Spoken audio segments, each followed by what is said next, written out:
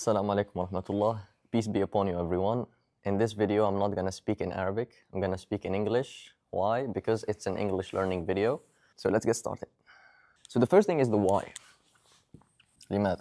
And this is very important because it's the drive, the goal, why you're learning this language. Sometimes you'll find difficulty in the beginning and you will start to quit. So it's better that you put on a paper and you write down your goal. Why would you learn English? This very important skill in today's world, very important language. And I'm going to help you with some reasons, and you write your own as well. So for travel and for no travel, English is going to help you whether you're going to travel or not.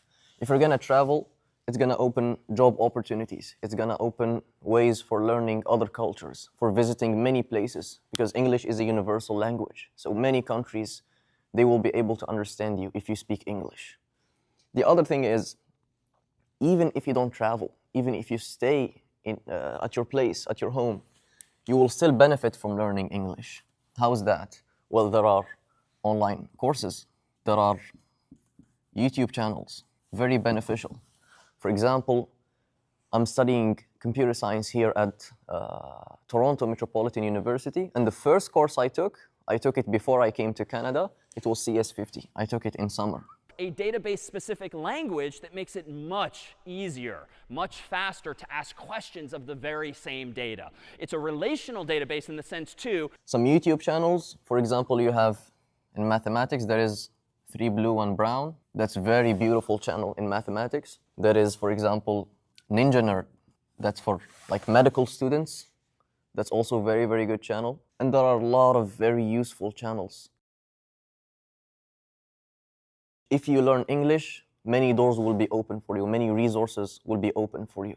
And these are just some examples of courses and useful YouTube channels. And the other thing you should consider is, I call them unexpected opportunities. I'll give you 2 examples. One example is our brothers in Palestine and in Gaza. So they did not expect the events of the 7th of October.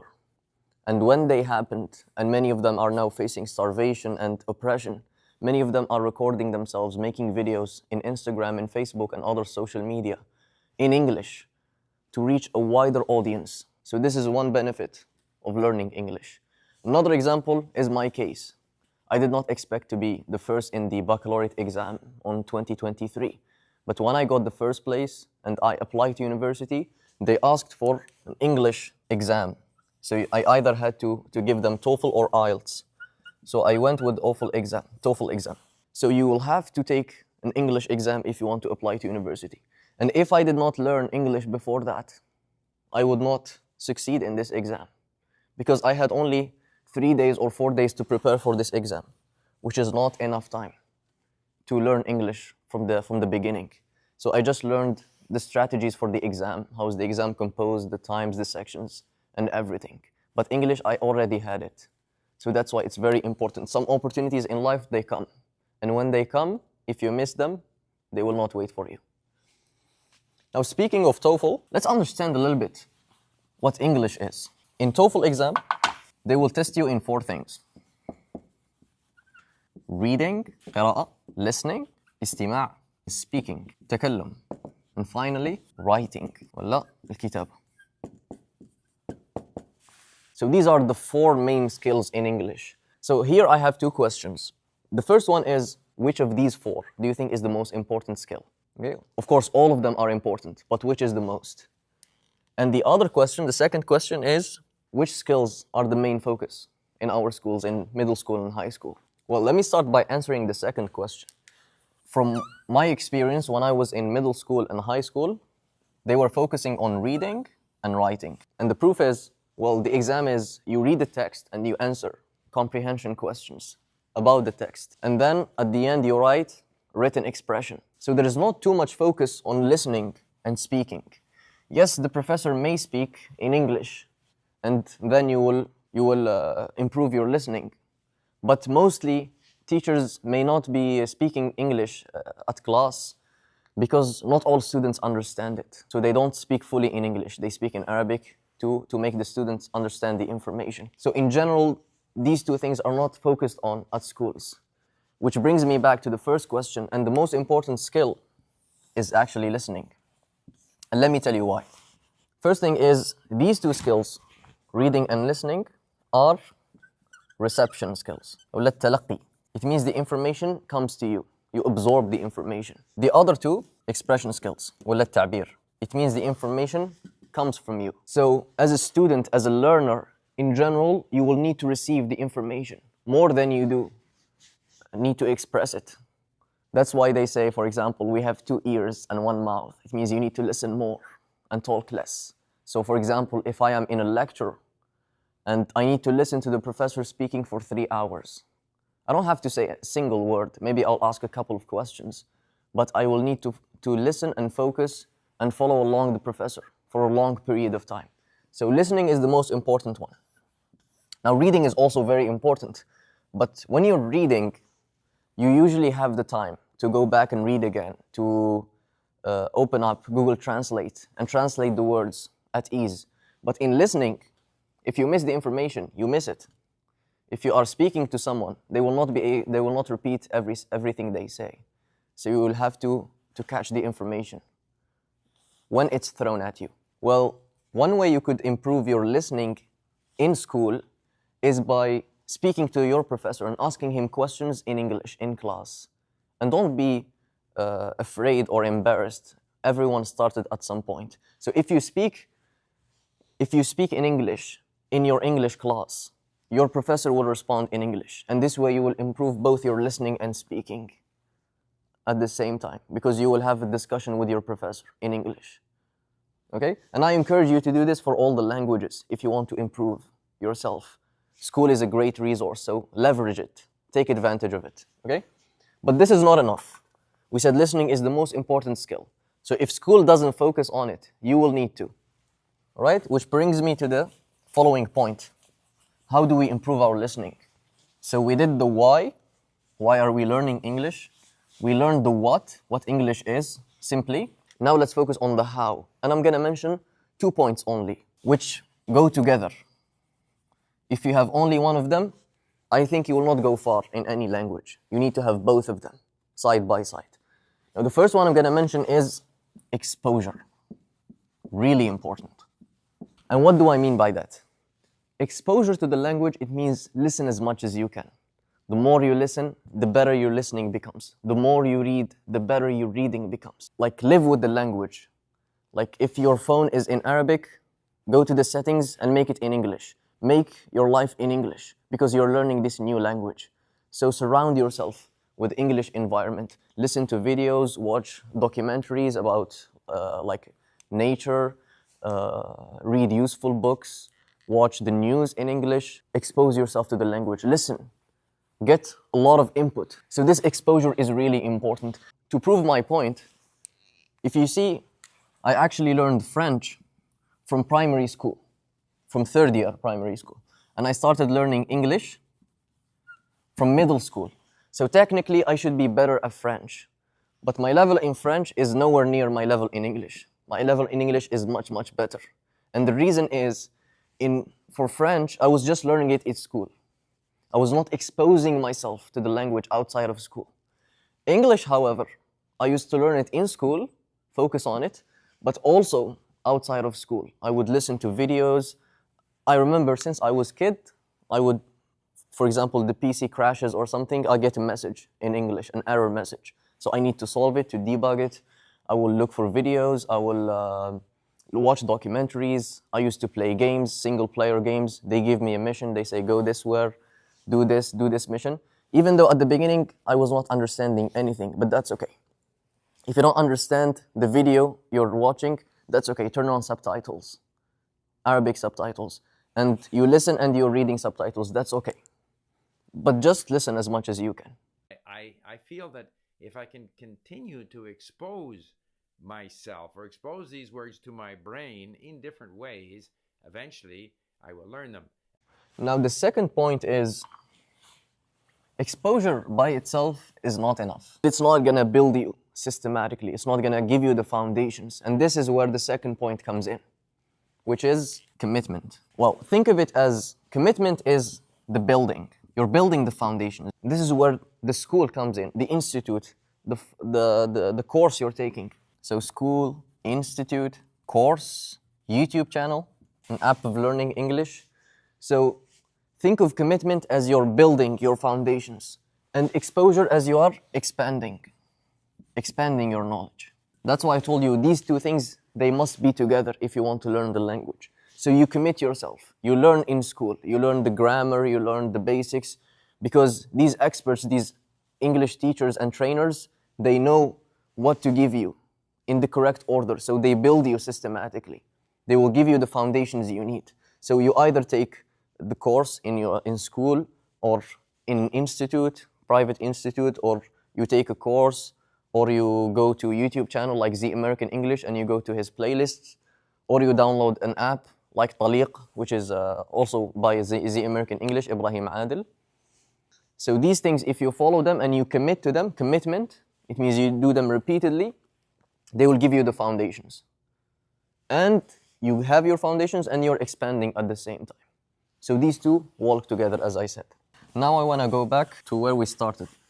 Why learning English? By now, I expect that you have written the reasons why you're learning English. And each time you feel like you're starting to quit or give up, look back at them, especially if you're starting out. This why is very important, because only the beginning is hard.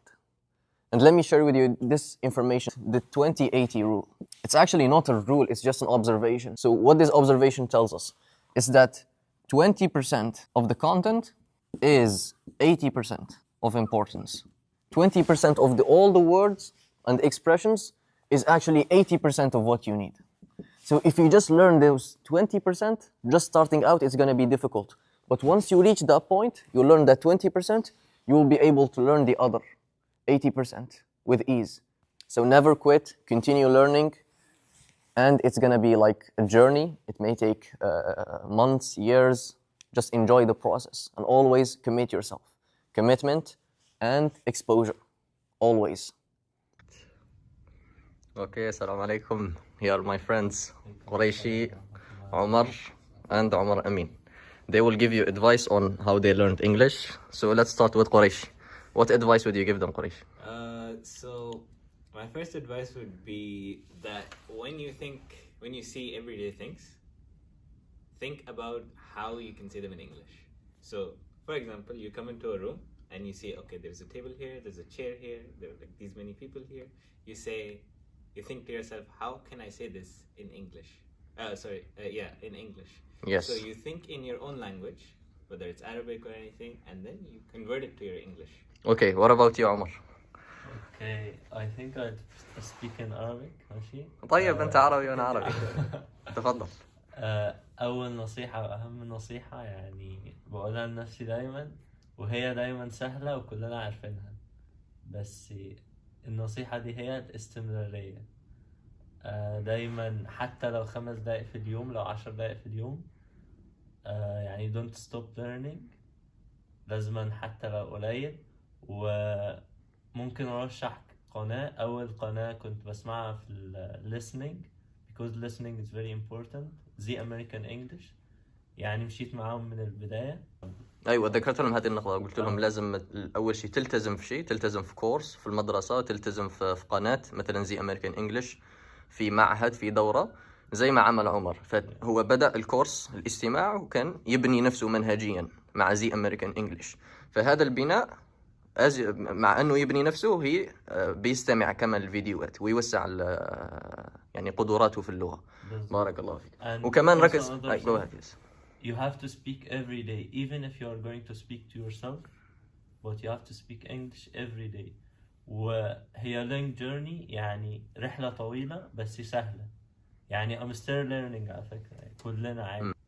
Make it every day, do anything every day وما تزهقش يعني. بارك الله فيك. عمر أمين. I have 2 tips. My first one is, so when I was young, obviously, I was put in an all-English school, and in the beginning it was very hard to try to kind of talk with my peers or even my teacher. So what I found easy was that I would try speaking with them even if I made a lot of mistakes. Alhamdulillah, it was a very supportive environment, which helped me, learn from every mistake I made. My teachers would correct me, in the way I pronounce things, or if I like how I form my sentences. But even if the environment is not supportive, even if some people make fun, the students should not be embarrassed, Oh, or 100%. because everyone starts at some point. So even if everyone like makes fun, eventually or later on you will learn the language and they will stay where they are. So like don't care about what people say. Always learn. Everyone started from the beginning.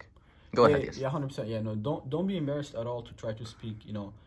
Even if there's like a sentence that you've never said, or in a way that because you're trying to pronounce it in a way a native person would say it. Don't be embarrassed at all. It's quite the opposite. It's people think that's very courageous of you. My second tip would be read more books, even if they're like elementary books, or like books from like young adults. Try reading them, and every single time you come like you read a word that you've never heard before or you've never seen before, search it up right then and there, write it on a post-it note and put it beside that word in the book. I think for this advice, it's very important that they choose a book which matches their level. Because if you choose a book which has maybe 10 words which you don't know in a single page, then you will just be looking for every word. Yeah. And you will just lose the experience of reading the actual book and the content. Yeah, Omar wants to talk about. Let me come here. Go ahead, what's the point? Okay, when you're learning a new vocab, like if you want to know the meaning of a new word, don't translate it into Arabic. اوعى تترجمها للعربي. أيوة بالعربي. You just have to search for it and type meaning next to it on Google, and then try to know its meaning in English. If you find a word which you don't understand, you look for it in Google. For example, I didn't understand the meaning of tremendous. So I will say tremendous meaning in Google. And they will give me the definition. I will read the definition and try to understand. If I still don't understand, I will look in images. If you go the upper bar, you will see images in Google. So you will see some images and you will get a better idea of the word. And there is also a website called youglish.com. I will put the link in the description. When you put a word in this website, it will give you native speakers pronouncing this word. So you will listen to it and expose yourself to that word. As they generate tremendous quantities of energy. The more effort you spend looking for the meaning of a word, the more likely that word is going to be stuck in your head and you'll learn it better. So this is a very important point, which is to learn English by thinking in English. طيب كنت راح انهي المقطع بس عمر قال لي لازم اقول شيء اختم به. ايش هو عمر؟ والله العظيم اهم حاجة، يعني كل التخطيط ده وكل الحاجات دي اصلا ممكن في الاخر ما تنجحش ولا تعمل اي حاجة، بس اهم حاجة هي اللي انت تدعي ربنا. يعني مش لازم ندعي ربنا عشان الجنة او النار او مش عارف ايه، لا عادي ممكن من اصغر حاجة لحياتك او اصغر حاجة في حياتك تدعي بيها ربنا عادي جدا. صح. فلو عملت كده وخدت بالاسباب انت 100% ربنا. فالدعاء طول طريق. بالظبط. وما توفيقي الا بالله. عليه توكلت واليه انيب. بارك الله فيكم. يلا.